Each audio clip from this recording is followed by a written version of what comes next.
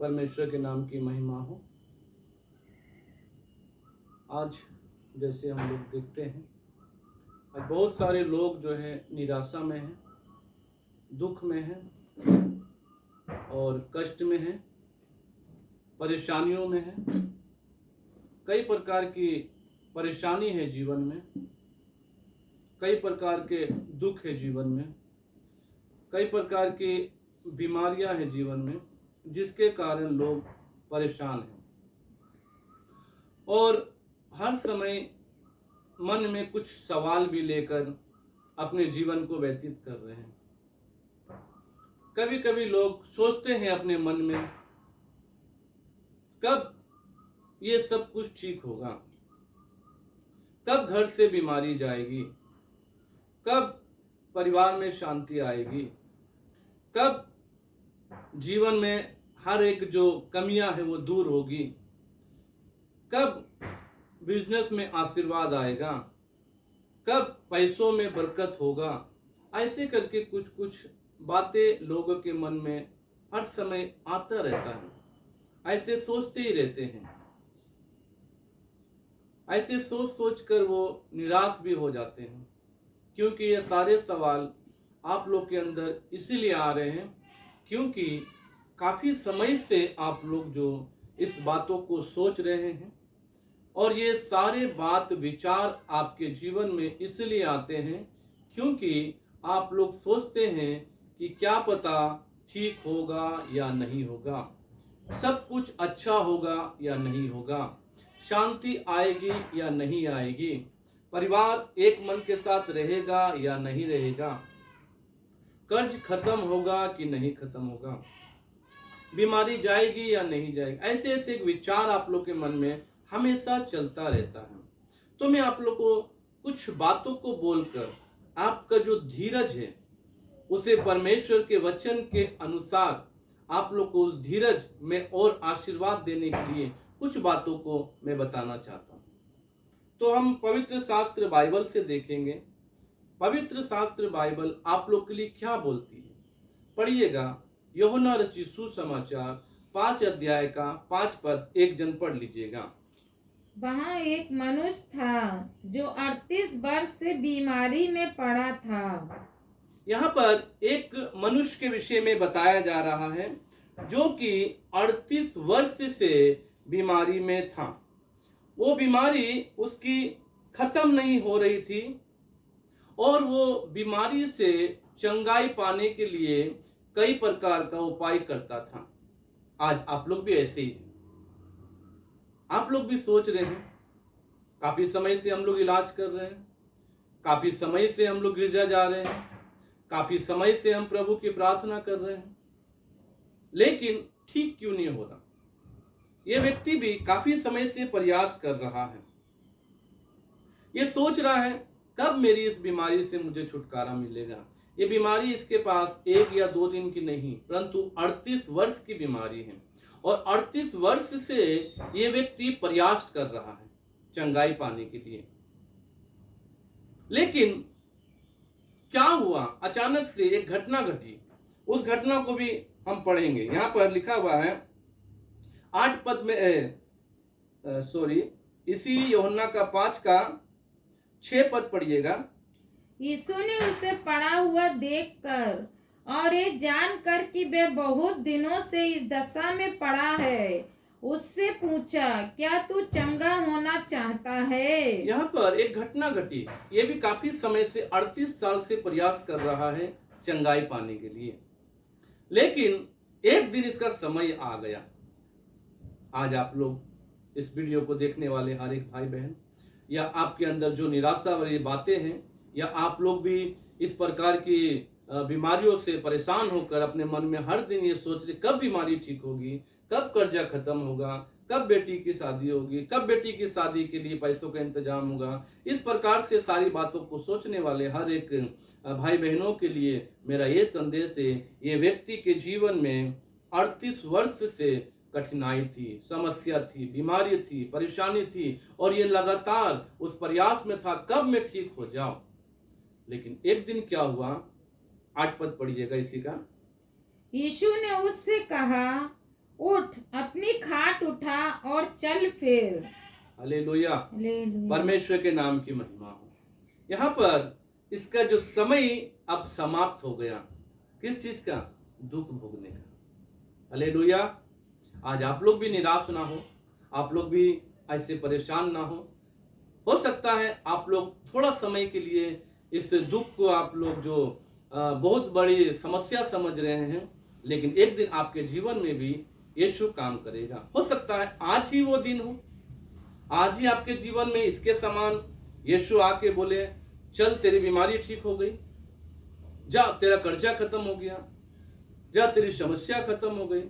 आके एक दिन आज यीशु आपको बोले, क्योंकि ये व्यक्ति 38 वर्ष से समस्या में था, लेकिन यीशु ने आया, यीशु यहाँ पर आकर इन्हें इस बात से एक मतलब आशीष दी कि तू चल फिर और अपनी खाट को उठा। हालेलुया।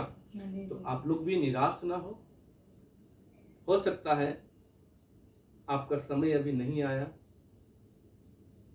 लेकिन आज हो सकता है यीशु आपके पास आकर आपके इस कष्ट भरे समय को दूर करें। इसलिए थोड़ा सा धीरज और धर के बैठे, प्रभु आपके जीवन में आज के दिन जरूर काम करेगा। हालेलुया। और ऐसे ही हम लोग मरकुस में देखते हैं, उसमें एक स्त्री थी जिसको 12 वर्ष से लहू बहने का बीमारी थी। वो भी काफी समस्या से और परेशानी से गुजर रही थी। उन्होंने अपना सब कुछ खत्म कर दिया, सब पैसा खत्म कर दिया। आप में से कोई लोग भी ऐसे होंगे जो अपना पैसा को खत्म कर दिए, फिर भी आपके घर से समस्या नहीं गई। उसके जीवन में भी यीशु मसीह आए, यीशु ने उसको उसकी बीमारी से ठीक किया। परमेश्वर के नाम की महिमा हो। आज हो सकता है आप में से कितने लोग जो भी इस वीडियो को देख रहे हैं, उसमें से आपके पास संतान नहीं होगी। आप सोचते होंगे कब मेरे घर में एक बच्चे की आवाज आए, कब मेरे घर में बच्चे के रोने का शब्द हम सुने, कब हमारे घर में संतान की आशीष आए। क्योंकि आप सभी लोग जानते हैं गर्भ का फल परमेश्वर की ओर से प्रतिफल है। आप लोग इस बात पे विश्वास करके लगातार प्रभु के भवन में जा रहे हैं और प्रभु से आप लोग मांगते होंगे। लेकिन मैं कुछ बातों को और बाइबल से बताना चाहूंगा, क्योंकि आप लोग इस दुख में हैं, इसलिए इस दुख को परमेश्वर देखता है और इस वीडियो के माध्यम से आज आपके इस धीरज को परमेश्वर खत्म करना चाहता है। आज हो सके प्रभु के आपके जीवन में इस वीडियो के माध्यम से आशीर्वाद दे। इसी प्रकार हम देखेंगे, पहला सामुएल 1 अध्याय पढ़ेंगे। पहला सामुएल की किताब 1 अध्याय उसका 1 पद से पढ़ेंगे। उसमें एक ऐसी स्त्री के विषय में बताया गया है जो कि उसके पास संतान नहीं थी। उसके पास संतान ना होने के कारण वो काफी निराश थी और दुखी रहती थी। पढ़िएगा 1 अध्याय का 1 पद। एफ्रेम के पहाड़ी देश के रामातेम मसोपीम नगर का निवासी एल्काना नामक एक पुरुष था। वह एफ्रेमी था और सूप के पुत्र तोहू का परपोता, एलू का पोता और एरोहाम का पुत्र था। 3 पद पढ़िएगा। वह पुरुष प्रति वर्ष अपने नगर से सेनाओं के यहोवा को दंडवत करने और मेल बलि चढ़ाने के लिए सीलो में जाता था। वहाँ होप्नी और पिनहास नामक एली के दोनों पुत्र रहते थे जो यहोवा के याजक थे। यहाँ पर इस एल्काना नाम के व्यक्ति की 2 स्त्रियां थी, 2 पत्नी थी, जिसमें से एक पत्नी के पास संतान थी, दूसरी पत्नी के पास संतान नहीं थी। जिसके पास संतान थी वो स्त्री हमेशा इस दूसरी स्त्री को चिढ़ाती थी कि तू तो प्रार्थना करने जाती है, तू तो यहोवा के भवन में जाती है, उसके बाद भी तेरे पास संतान नहीं है। आज आप लोग में से भी कोई ऐसे होंगे, आपके पड़ोसी आप लोग को चिढ़ाते होंगे, आपके घर के लोग आप लोग को परेशान करते होंगे, आपके सास ससुर आपको कुछ बोलते होंगे, आप भी निराश हो जाते होंगे कि काश मेरे पास भी एक संतान होती। मैं तो लगातार प्रभु के भवन में जा रही हूँ, मेरे परिवार प्रभु के भवन में जा रहा है, जो प्रभु के लिए उचित है वो काम हम कर रहे हैं। ऐसे एल्काना और ये स्त्री हन्ना, ये लोग लगातार प्रभु के भवन में जाते थे और प्रभु के भवन में जाने के बाद भी इनके पास कोई संतान नहीं थी। पहली पत्नी के पास तो थी, परंतु इस दूसरी के पास नहीं थी। लेकिन एक दिन इसके जीवन में भी अद्भुत काम हुआ। परमेश्वर के नाम की महिमा हो। इसलिए मैं आप लोग को बस इतना बताना चाहूँगा, आप लोग निराश ना हो, आप लोग उदास ना हो, आप लोग अपने समय को लगातार प्रभु को दीजिए। प्रभु आपके जीवन में लगातार आशीर्वाद देंगे। यहाँ पर लिखा हुआ है, 10 पद पढ़िएगा।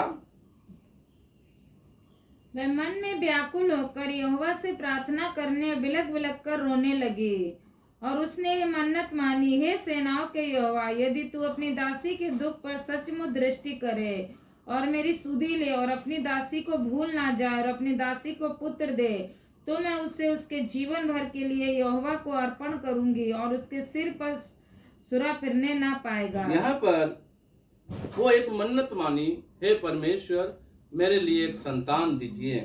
फिर उसके बाद क्या हुआ? 18 पद में इस प्रकार से लिखा, पढ़िएगा। उसने कहा, तेरी दासी तेरी दृष्टि में अनुग्रह पाए।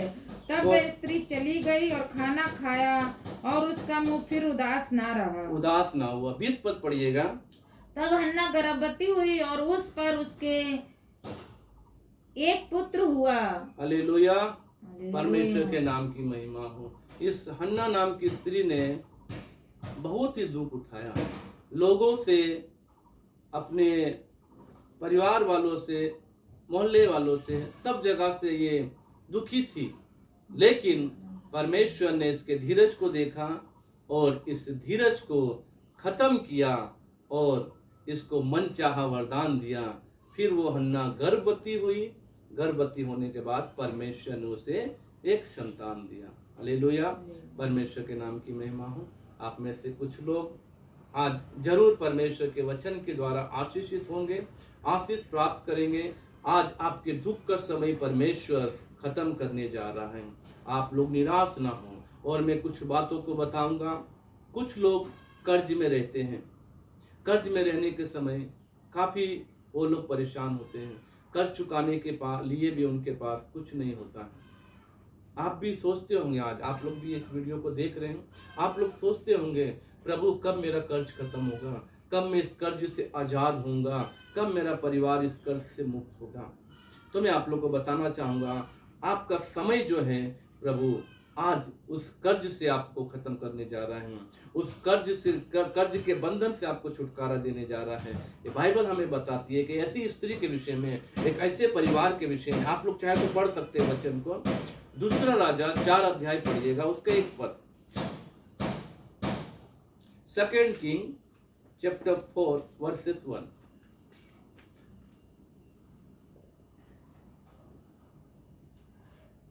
पढ़िएगा।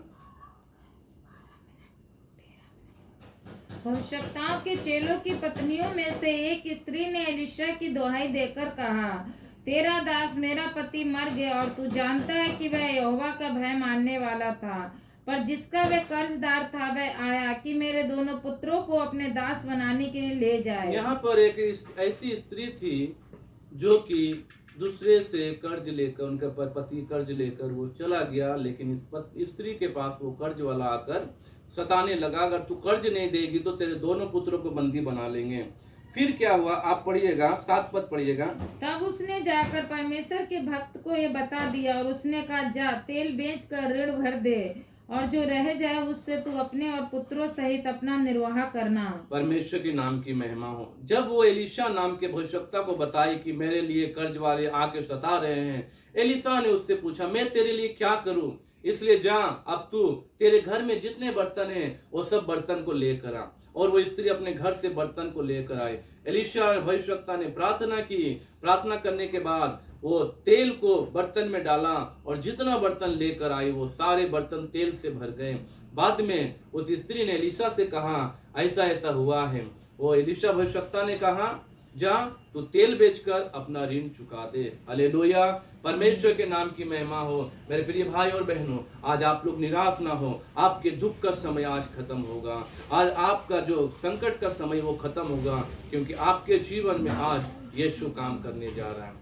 Hallelujah, hallelujah. परमेश्वर वचनों के द्वारा आप सबको आशीर्वाद दे। सबको जय मसीह।